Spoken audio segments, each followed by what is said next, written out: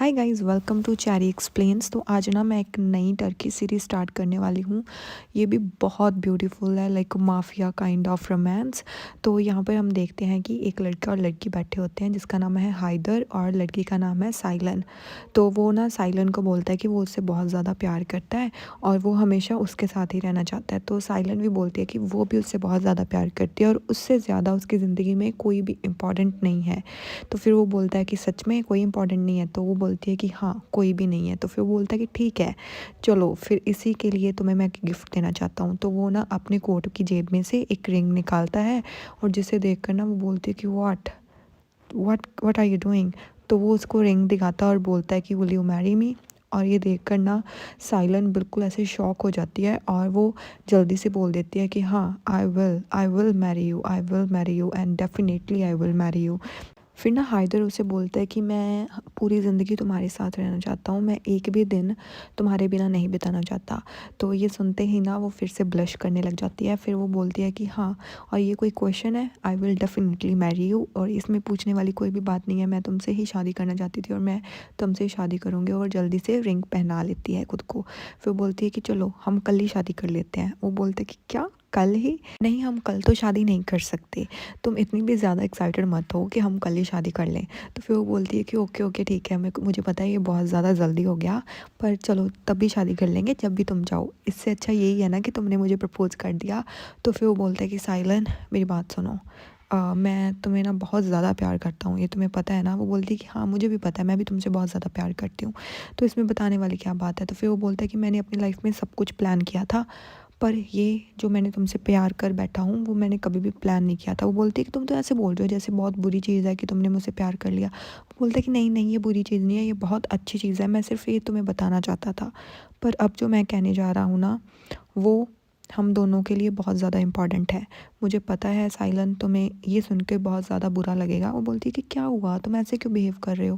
वो बोलता है कि मुझे पता है ये हम दोनों के लिए बहुत ज़्यादा डिफ़िकल्ट है, बट स्टिल ये तुम्हें करना होगा। और अगर तुम नहीं कर सकती फिर भी मैं समझता हूँ, but still you have to do it.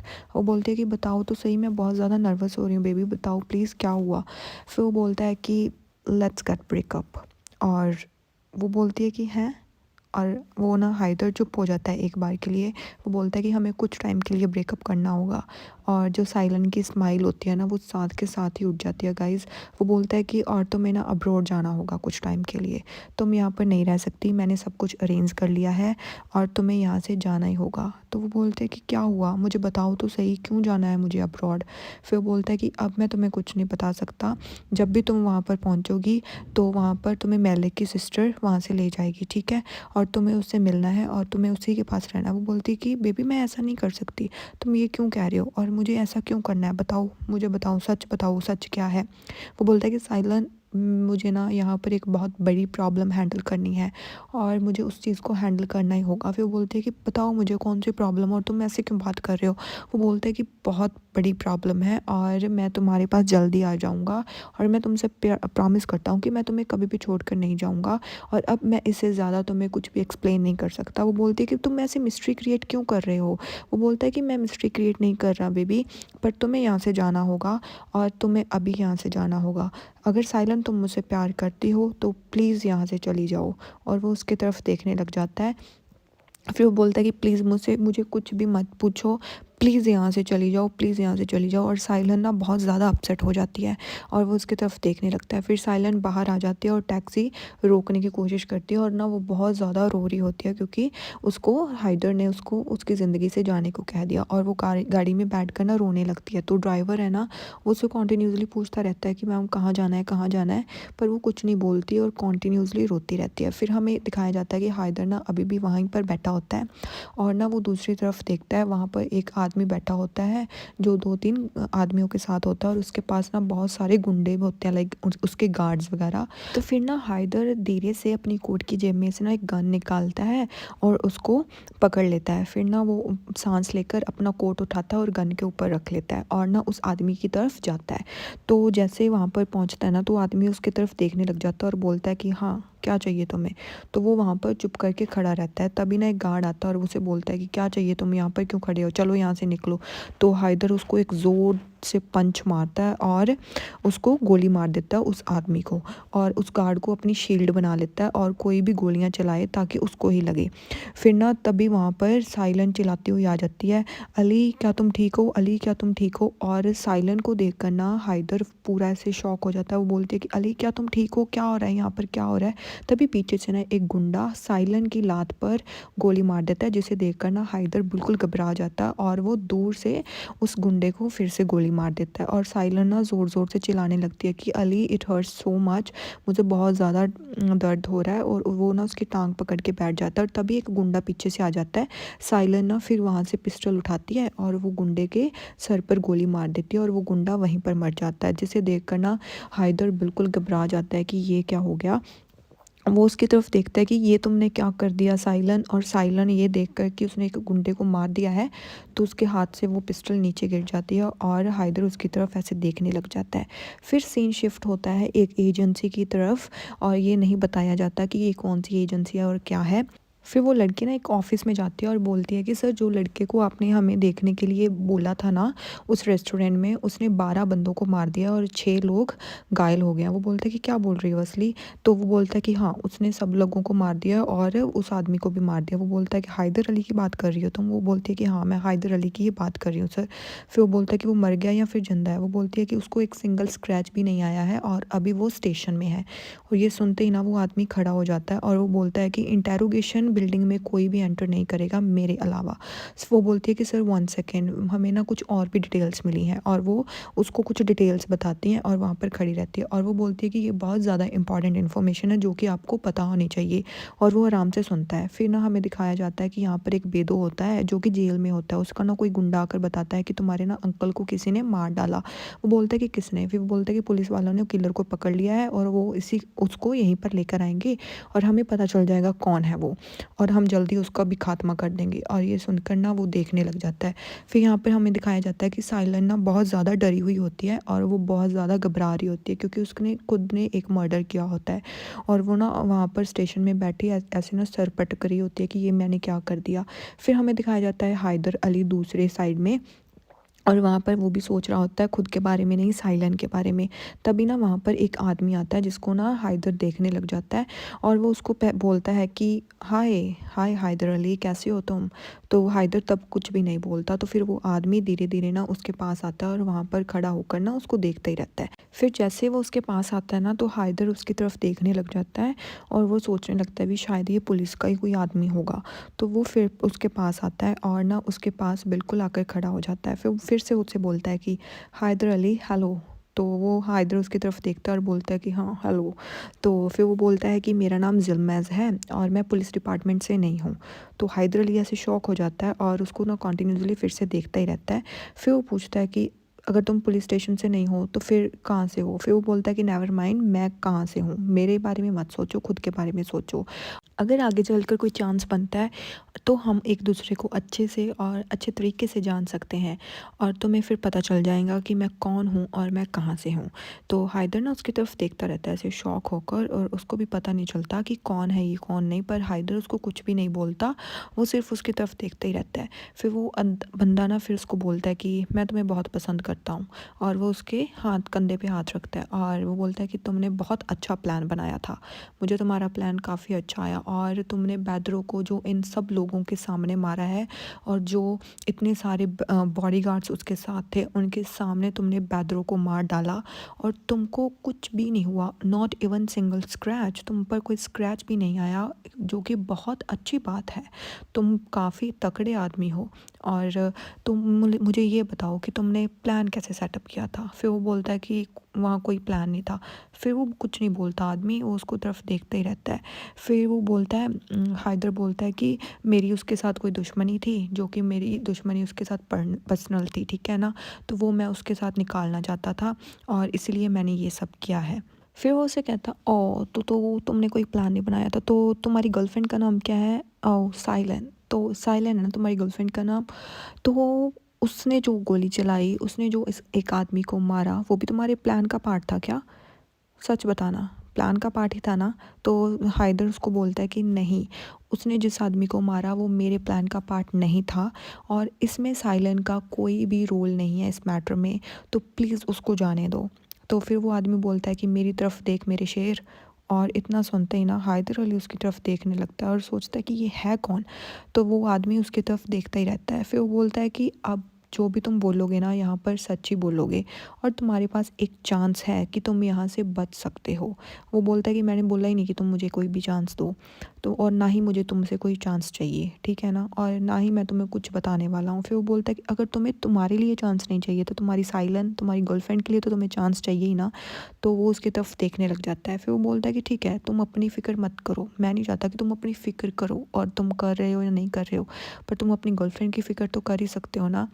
और वैसे भी बैदरों की फैमिली तुम्हें और तुम्हारी गर्लफ्रेंड को तो छोड़ेगी नहीं, भले तुम अंदर हो भले तुम बाहर हो, वो तुमसे अपना बदला तो ज़रूर लेंगे।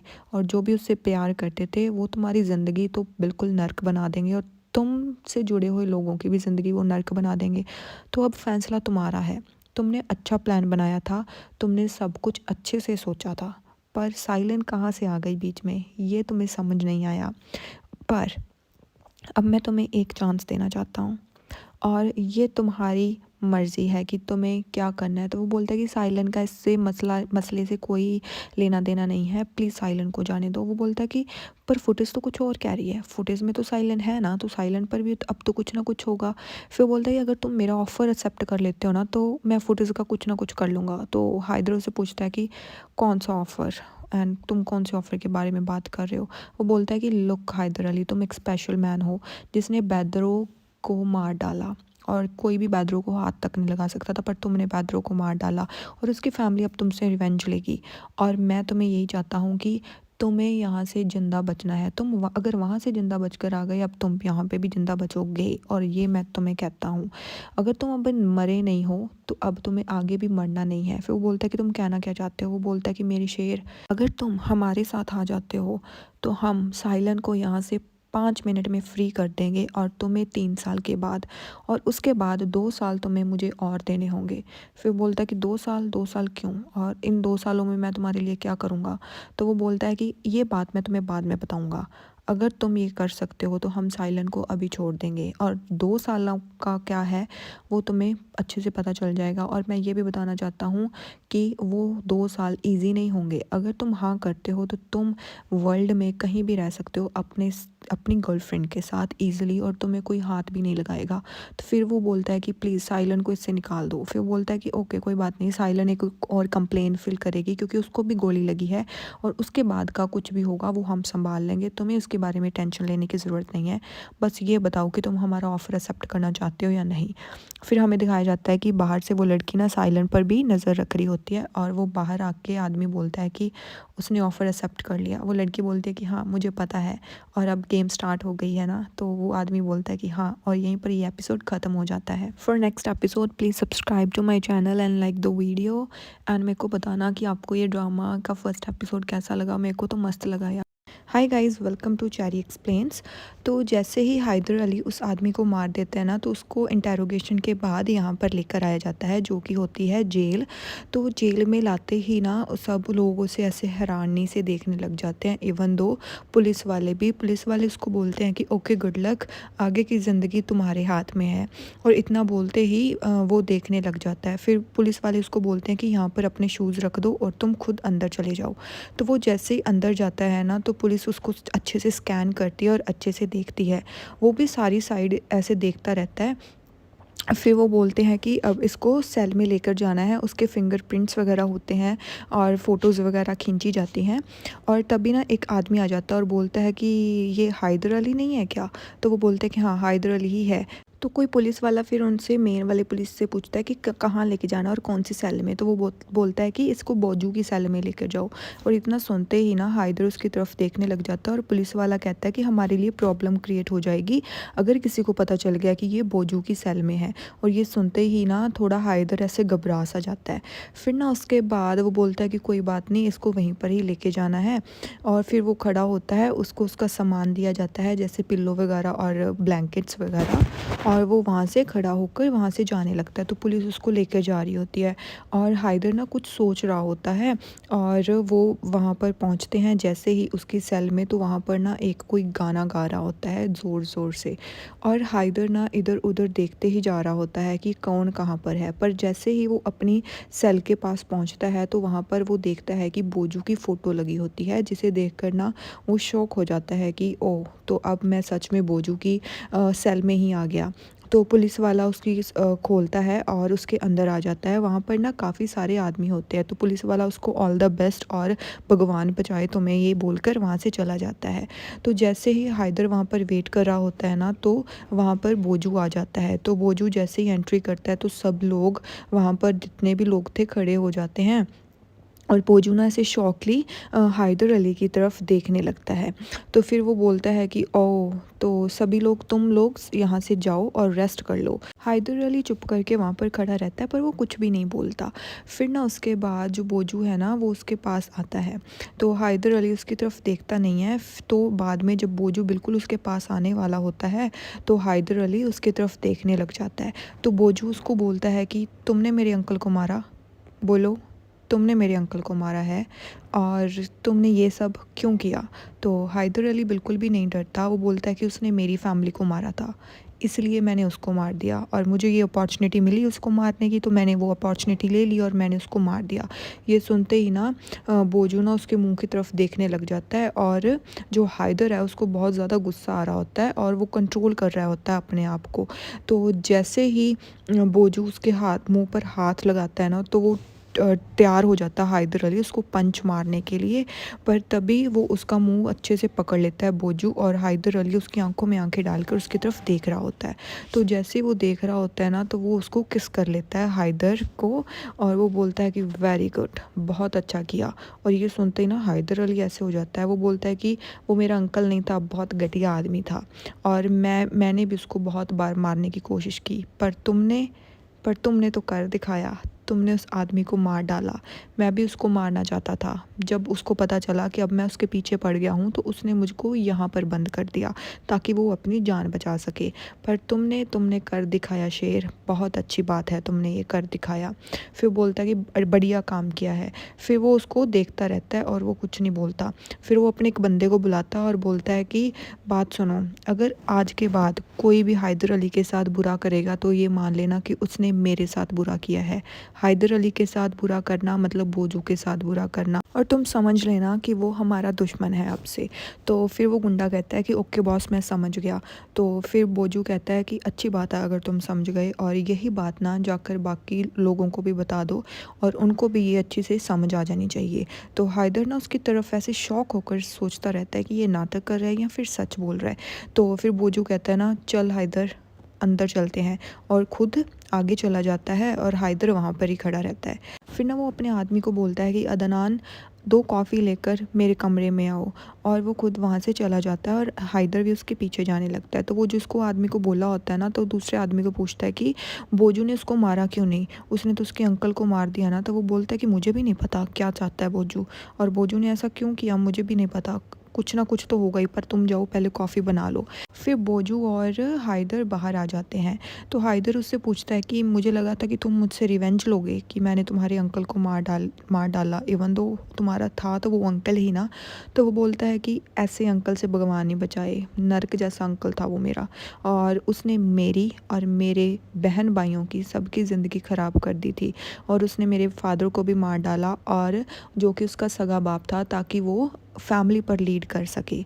पर मैं वहाँ से भाग गया था और मैं कहीं जाकर छुप गया था ताकि मैं अपने आप को स्ट्रॉन्ग बना सकूं। फिर जब मैंने अपने आप को अच्छे से स्ट्रॉन्ग और अपने पैरों पर खड़ा कर लिया तो उस कुत्ते को पता चल गया कि अब मैं उसको मार डालूंगा।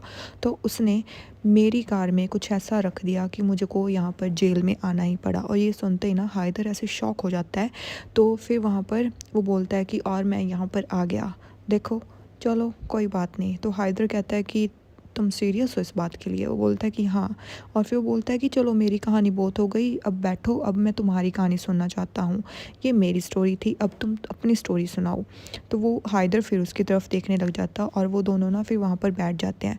तो फिर वो बोलता है कि ना एक पार्ट ना तुम्हारी स्टोरी का मेरे दिमाग में स्टक हो गया है, जो कि तुम अब मुझे बताओगे, क्योंकि मैं नहीं चाहता मेरे दिमाग में कोई भी डाउट रहे, वो भी स्पेशली तुम्हारे रिगार्डिंग।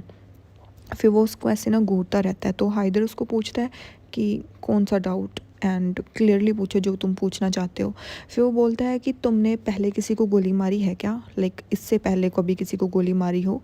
तो हाइदर उसको बोलता है कि मैंने किसी को गोली नहीं मारी। तो बोजू ना उसको देखकर हंसने लग जाता है। तो बोजू बोलता है कि ये कैसे हो सकता है कि तुमने कभी किसी को गोली नहीं मारी, और तुम जैसा गुड लुकिंग और जेंटलमैन आदमी किसी को गोली नहीं मारी हो, और सीधा जाकर उस आदमी के पास पहुंच गया हो, और जाकर वहाँ पर dang dang dang dang dang dang dang dang dang गोलियाँ चला दी हो। ये तो पॉसिबल ही नहीं है। तुमने पहले कुछ ना कुछ तो किया ही है, और तुमने उसको शूट किया, और इवन तुम्हें कोई स्क्रैच भी नहीं आया, तुम्हें एक भी गोली नहीं लगी, कुछ तो था भाई तुझमें, तुझे क्यों नहीं गोली लगी फिर? तो फिर वो बोलता है कि मेरे को ये बता दे सच। फिर ना बोजू से फिर से पूछता है कि मेरे को ये बता कि तुझे एक बड़ा किसने किया है? तो हैदर अली उससे बोलता है कि मेरे अंकल ने। तो बोजू एक बार शॉक हो जाता है, फिर उससे पूछता है कि who the hell is your uncle? अब अंकल कौन है? कोई बॉस है या फिर कोई फोर्सेस में था? वो बोलता है कि नहीं, फोर्सेस में नहीं था, पर वो कहीं पर काम करता था, तो इसीलिए। फिर ना बोजू बोलता है कि हैं, कहाँ पर काम करता था, और तुम कहना क्या चाहते हो कि वो कहीं पर काम करता था? मुझे अच्छे से समझाओ। तो हैदर अली उसे बताता है कि मैं और मेरी सिस्टर उन्हीं के पास थे, तो उन्होंने मेरी और मेरी सिस्टर की बहुत ज़्यादा हेल्प की, और ना वो किसी वेपन फैक्ट्री में बेल्जियम में काम करते थे। और बोजू बोलता है कि व्हाट? तो फिर वो बोलता है कि मेरे पास तो कभी छोटा था जब मैं, तब मेरे पास गन वाला टॉय भी नहीं था, मैंने फ़र्स्ट टाइम गन यूज़ की थी और मैंने उसको किल कर दिया। फिर बोजू बोलता है ना कि वो एक्चुअली बात ये है ना कि मैं जिससे प्यार करता हूँ ना, मैं उस पर डाउट बहुत ज़्यादा करता हूँ, इसलिए मैं तुमसे बहुत ज़्यादा पूछ रहा हूँ। फिर ना हाइदर उसे बोलता है कि तुम दोनों में से ना एक काम कर लो। तो हाइदर की बात सुनकर ना बोजू बोलता है कि क्या मतलब है? वो बोलता है कि या तो फिर किसी से प्यार कर लो, अगर तुम किसी से प्यार करते हो तो उस पर शक मत करो, अगर शक करते हो फिर उसको प्यार मत करो। तो ये बात सुनते ही ना फिर बोजू ना स्माइल करने लग जाता है और कुछ नहीं बोलता। फिर हमें दिखाया जाता है कि वहाँ पर ना खाना लग जाता है जेल में, और सब कैदी ना लाइक जो बोजू की सेल में जो कैदी थे वो खाना खाने के लिए वहाँ पर आ जाते हैं, और हाइदर भी वहाँ पर खाना खाने के लिए खड़ा होता है। तभी ना पीछे से बोजू उसको आवाज़ लगा लेता है कि हैदर अली इधर आओ, पहले मेरी बात सुनो। तो हैदर उसके पास जाता है और अपने एक बंदे को कहता है कि हैदर अली से ना उसकी आईडी इन्फॉर्मेशन ले लो उसके अंकल की, और ना उसको यहाँ से बाहर भेज दो अंकल को। तो वो बोलता है कि इसकी कोई ज़रूरत नहीं है, हैदर अली ऐसे गुस्से में बोलता है, और बोजू ना उसकी तरफ देखने लग जाता है कि ये क्या कह रहा है। पर ना बोजू उसे कहता है कि देख, तुझे कहने की ज़रूरत नहीं है, बस यहाँ पर ऑर्डर दिया कर मेरे शेर, और यहाँ पर सिर्फ तेरा ऑर्डर चलेगा, समझ लगी इस बात की?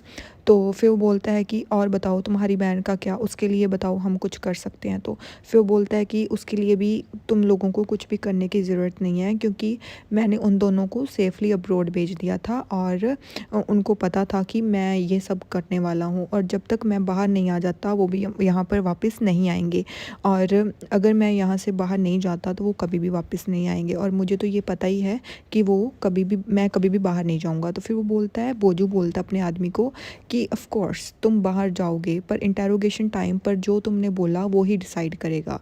तो फिर तुमने इंटेरोगेशन टाइम क्या बोला? तो फिर वो बोलता है कि इंटेरोगेशन टाइम, वो बोलता है कि ये बता कि तूने कन्फेस किया या फिर डिनाई कर दिया। तो हैदर अली बोलता है कि मैं तो कुछ भी नहीं बोला, और इतना सुनकर ना बोजू फिर अपने आदमी के साथ साइड देखता है और बोलता है कि ये तो गलत हुआ। फिर उसका आदमी बताता है कि हाँ, तुम्हारे पास राइट है चुप रहने का, पर अगर तुम चुप रहोगे ना तो ये, अगर तुम्हें 4 साल की सज़ा होनी है तो ये 8 साल की सज़ा कर देंगे। तो हैदर कहता है कि वैसे भी मुझे पता ही है कि मैं यहाँ से निकलने नहीं वाला, तो मुझे इससे चीज़ से कोई भी फ़र्क नहीं पड़ता। तो जो बोजू है ना वो उसकी तरफ देखता ही रहता है ऐसे शॉक होकर। तो फिर उसके बाद कोई उनको आवाज़ लगाता है कि आओ बैठ कर खाना खा लो। तो वो सारे ना वहाँ पर बैठने लग जाते हैं और खाना खाने लग जाते हैं। तो फिर हैदर उससे पूछता है कि ये किस तरीके का वर्ल्ड है? तो वो बोलता है कि ये बोजू का वर्ल्ड है, वेलकम टू बोजूज़ वर्ल्ड। और यहीं पर फर्स्ट एपिसोड के सेकंड पार्ट का एंड हो जाता है। और ये भी बता दूँ गाइज़, ये बोजू ही ना हाइदर की गर्लफ्रेंड के साथ शादी करेगा, मतलब इसको चीट करेगा। यार क्या होगा आगे। Hi guys, welcome to Cherry Explains. तो पिछले एपिसोड में हमने देखा था कि हायदर बोजू से पूछता है कि ये कौन सा वर्ल्ड है, तो वो बोलता है कि ये अंडर वर्ल्ड है और तुम इस वर्ल्ड में अब आ चुके हो और इस वर्ल्ड से निकलना बहुत मुश्किल है हायदर। और ये ऐसा वर्ल्ड है, अगर यहाँ पर तुमने 10 लोगों का मर्डर भी कर दिया तो तुम फिर भी इनोसेंट बन सकते हो, और अगर तुमने कुछ भी नहीं किया फिर भी ये अंडरवर्ल्ड तुम्हें मर्डर बना सकता है। चलो देखते हैं। तो हायदर बोलता है कि इसमें देखने की कोई बात नहीं है, वैसे भी मेरी किस्मत का मुझे पता ही है, मैं यहीं पर रहूँगा। फिर सीन शिफ्ट होता है, हायदर ना सोने के लिए अपने रूम में जाता है और वो ना खिड़की के पास खड़ा हो जाता है। उसको ना अपनी गर्लफ्रेंड की बहुत ज़्यादा याद आ रही होती है। वो उसके साथ बिताए हर पल को याद करता रहता है कि कैसे वो इतना मज़ा करते थे साथ में। तो वो चीज़ें ना उसको बार बार याद आ रही होती हैं कि, और वो ये भी सोच रहा होता है कि साइलन अब पता नहीं कैसी होगी। फिर हमें सीन दिखाया जाता है कि वो जाकर अपने बेड पर लेट जाता है और सो जाता है। फिर नेक्स्ट मॉर्निंग वो उठता है और बोलता है कि ओजू, तुम तो इतने ज़्यादा पावरफुल हो, तो तुम यहाँ से बाहर निकलने के बारे में क्यों नहीं सोचते, और तुम्हारे पास तो इतनी बड़ी फैमिली है और रेपुटेशन भी है, तो तुम यहाँ से बाहर क्यों नहीं निकल रहे। तो ओजू उसकी तरफ देखता है और बोलता है कि जब मेरे अंकल ज़िंदा थे तो वो मुझे बोलते थे चलो तो मैं चलता था, सो जाओ तो मैं सोता था, बाहर आओ तो मैं बाहर जाता था। पर जब अगर वो मर ही चुके हैं तो अब मेरी जो बाहर निकलने की न्यूज़ है वो भी जल्द ही डिक्लेयर हो जाएगी। फिर ना हायदर बोजू से कहता है कि तुमने ये डिक्लेयर कर दिया कि तुम अब मेरे साथ हो, तो जो बेदू के फ्रेंड्स और जो उसकी फैमिली और बच्चे हैं वो तुम्हारे पीछे नहीं आएंगे क्या, तो उसके बारे में तुमने खुद नहीं सोचा। बोजू फिर उसे कहता है कि अगर एक रास्ता बंद हो जाए तो दूसरा रास्ता अपने आप खुल जाता है, वहाँ पर हमेशा कुत्ते या कुछ ना कुछ मिलता ही रहता है, और हम सबको तो मार नहीं सकते ना, हम मर्डरर्स थोड़ी हैं जो हम सबको मार डालें। हाँ, अगर तब तक मैं उन लोगों को कुछ नहीं कहूँगा जब तक वो मेरे बिज़नेस में इंटरफेयर नहीं करते, और अगर वो मेरे पीछे आए मेरा बाप करते हुए, तो हम फिर इसके बारे में कुछ सोच नहीं सकते। तो हायदर कहता है कि मुझे फ़र्क नहीं पड़ता कि मैं अंदर रहूँ या ना रहूँ, क्योंकि बाहर मेरा कोई भी वेट करने वाला नहीं है।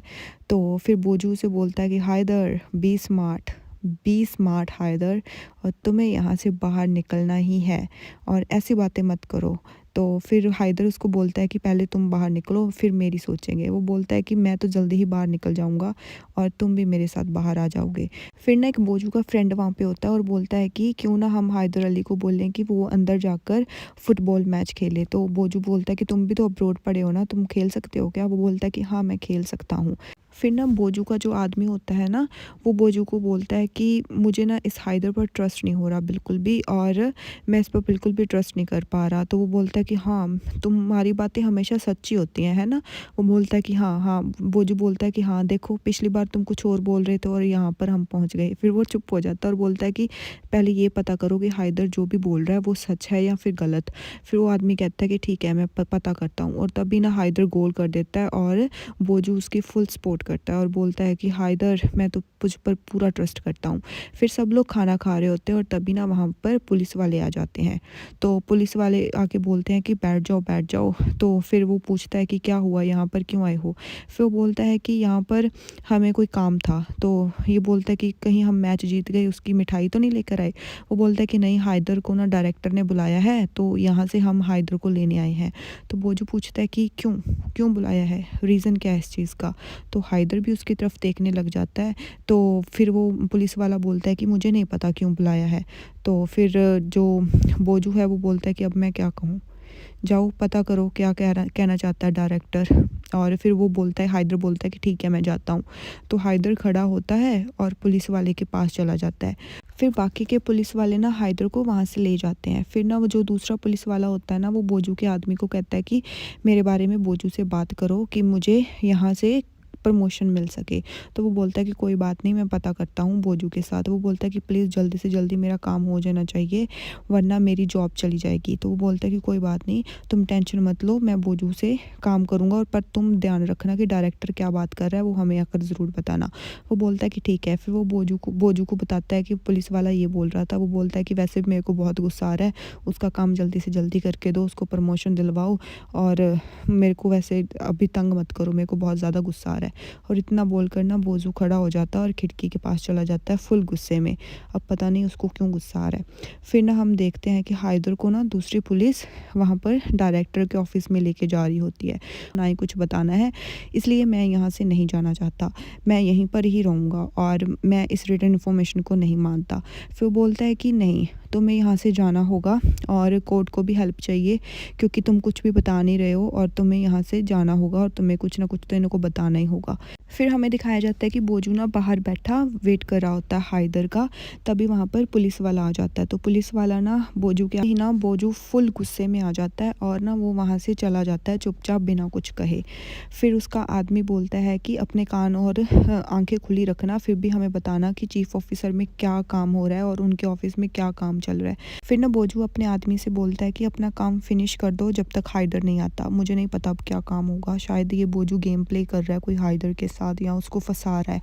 फिर हमें दिखाया जाता है कि एक कार जा रही होती है और वो एक टनल के बीच में चली जाती है, और वहीं पर ना कुछ गाड़ियाँ लग जाती हैं और दिखाया जाता है कि आगे कोई भी गाड़ी नहीं जा सकती, और फिर वो एक टनल के अंदर चली जाती है। फिर वहाँ पर जो इंटेरोगेशन टाइम एक आदमी था ना, वो पूछता है कि हाइदर अली आ गया, तो वो असली बताती है कि हाँ सर, हाइदर आ गया। तो जैसे ही उसको अंदर लेके जाते हैं ना, तो हाइदर अली को वो बोलता है कि वेलकम माय लॉयन। तो ये देखकर ना हाइदर बहुत ज़्यादा शॉक हो जाता है, वो इधर उधर देखने लगता है। वो बोलता है कि आप लोगों का दिमाग ख़राब हो गया है क्या? अगर कोई जेल में है तो आप उसको ऐसे इस तरीके से लेकर आएंगे? तो वो बोलता है कि हाँ, हम इसी तरीके से ही लेकर आएंगे जो आदमी जेल में है। तो ये सुनकर ना वो चुप हो जाता है। फिर वो बोलता है कि असली के पास तुम्हारे लिए कुछ सजेशंस हैं, हम इसलिए तुम्हें यहाँ पर लेकर आए हैं। वो बोलता है कि मैंने कुछ नहीं किया। वो बोलते हैं कि तुम्हारा बोजू के साथ बहुत अच्छा रिलेशनशिप है। वो बोलता है कि मैं बोजू के साथ गद्दारी नहीं करूँगा, मैं उसको स्टैब नहीं करूँगा, मैं कुछ भी तुम्हें बोजू के बारे में नहीं बताऊँगा। फिर यहीं पर ये सीन ख़त्म हो जाता है। नेक्स्ट एपिसोड कल अपलोड करूँगी, और प्लीज़ लेट मी नो कि आपको ये सीरीज़ अच्छी लग रही है, कंटिन्यू करूँ या ना करूँ। Thank you so much, till then bye bye.